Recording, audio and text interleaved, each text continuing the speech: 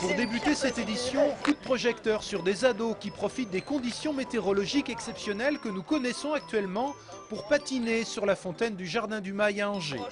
L'endroit est, paraît-il, très fréquenté depuis quelques jours.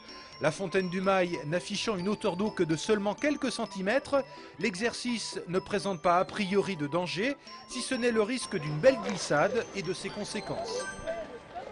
Je suis montée sur la glace, je me suis montée sur la deuxième partie, puis je me suis assis là-bas. T'as pas eu peur? Non, ça va. Elle est solide la glace? Bah j'ai l'impression que oui. Oui. Bah j'ai sauté dessus, des fois ça craque, mais je pense que c'est bon. La troisième fois quand même. Oh, ça craque. Regarde, là, y a rien.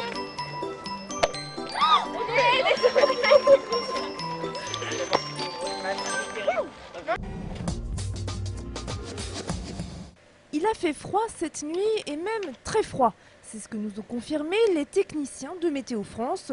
Dans le Maine-et-Loire, le thermomètre est descendu extrêmement bas dans plusieurs communes.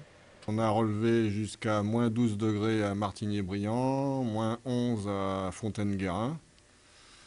À Beaucouzé, enfin Angers-Beaucouzé, on a eu moins 9,5, moins 9 à Cholet et moins 8 à Segré. Il faut remonter jusqu'au 2 janvier 1997 pour avoir des valeurs inférieures encore. Météo France prévoit pour cette nuit seulement quelques flocons de neige. Le Conseil général a annoncé aujourd'hui que les transports scolaires reprendront dès demain matin. Une profession qui en ce moment est à pied d'œuvre, c'est celle des plombiers chauffagistes. C'est vrai qu'avec les journées ensoleillées qu'on a aujourd'hui, ça a tendance à se radoucir un petit peu à certains endroits.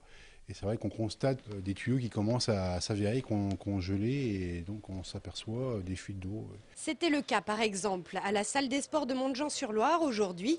Une intervention urgente de plus pour le plombier de la commune. Et ce n'est qu'un début. Dans les semaines à venir, avec le soleil et le dégel, les fuites d'eau et donc les clients vont se multiplier.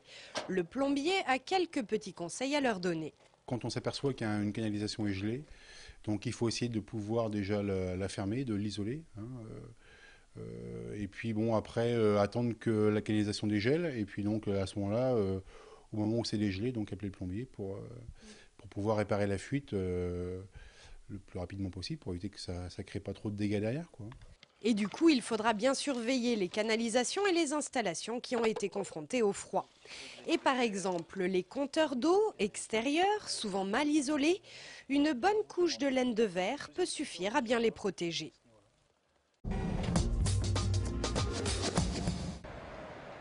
Un nouveau centre de congrès pourrait prochainement voir le jour à Angers. C'est en tout cas l'un des souhaits du maire de la ville. Mardi soir, à l'occasion de ses vœux, Jean-Claude Antonini a dit souhaiter un nouveau bâtiment. L'actuel centre de congrès est un peu vieux, il a été construit dans les années 80 et aujourd'hui il ne répond plus aux exigences des congressistes. La ville a lancé une étude. Si le projet aboutit, le centre serait construit sur le front de Maine, tout près du quai. Nous avons un emplacement idéal pour un centre de congrès. Il n'est pas très loin du centre-ville, il est au pied du centre-ville. Donc c'est important pour que les congressistes restent sur Angers quand ils sortent le soir ou après le congrès. Et le lieu est absolument magique face au château. Et on a une synergie à développer également avec le quai. Et on a un espace qui est suffisamment grand pour développer non seulement un centre de congrès, mais une véritable cité des congrès où on aura à l'intérieur un centre d'affaires et également un hôtel. Pour le moment, aucune décision n'a été prise. La réponse est attendue fin 2009.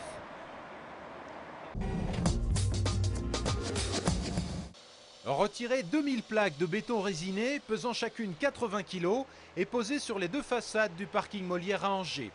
Voilà le surprenant chantier auquel se sont attelés ce mercredi des ouvriers d'une entreprise spécialisée. En juillet dernier, l'une de ces plaques s'était détachée et écrasée au sol en ne provoquant heureusement que des dégâts matériels.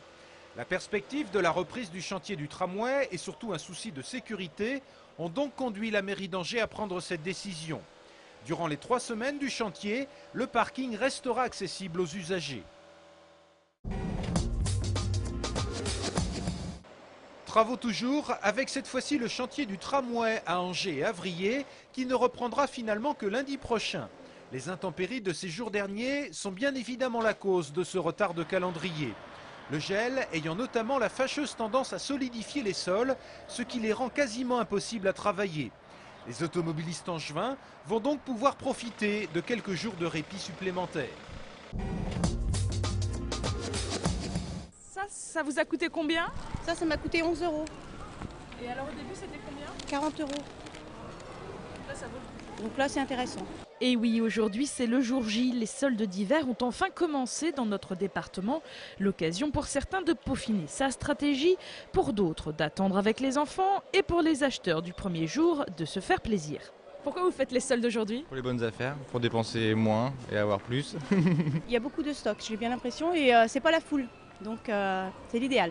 Il commence à moins 50, moins 40, moins 50, moins 70 même, c'est intéressant. Ça a l'air plutôt intéressant globalement. Les rabais sont bien. De bonnes réductions avec peu de monde, l'idéal pour les clients mais pas pour les commerçants. Et côté budget? On agit un peu au coup de cœur en fait, tout simplement. Ouais, 150 €. Vous avez un budget pour les soldes? Non, non, c'est je fais les boutiques et puis je vois. Assez limité, oui. Dans tous les cas, vous avez le temps, les soldes s'étendent sur une période de 5 semaines.